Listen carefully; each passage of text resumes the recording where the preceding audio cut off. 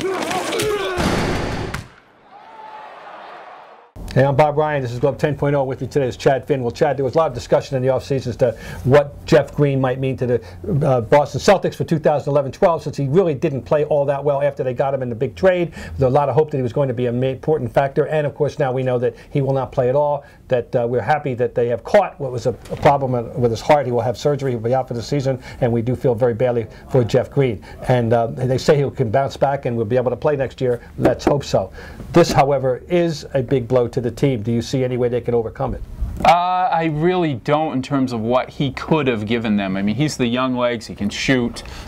You hoped he would have a little bit more of a connection with Rondo, having gone through a short camp, but having been here for a little while. Right. They're going to miss that. They need that, what he could possibly give them off the bench. Yeah, they needed the young forward, which is why they traded for him. And they needed the young legs. And he's a 6'9" versatile guy.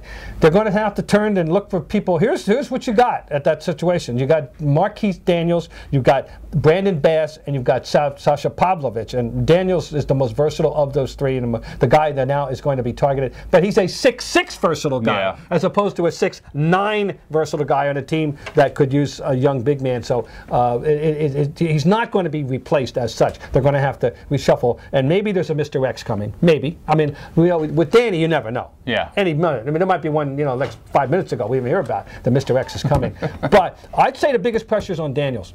And here's a guy coming off a career-threatening injury himself, trying to work his way back. We saw some good flashes with him last year, but we have to keep in mind what they're talking about with him can't be exactly the same, because with 6'6", 6'9". Right, and he's not the offensive player Green is either. I mean, Green's a guy who he had a hard time holding on to the ball, kind of bad hands for a guy who played in the perimeter a lot. But you figure if he's with Rondo a little bit, they get used to each other. Maybe that goes away. He's a guy who can shoot, he can score inside.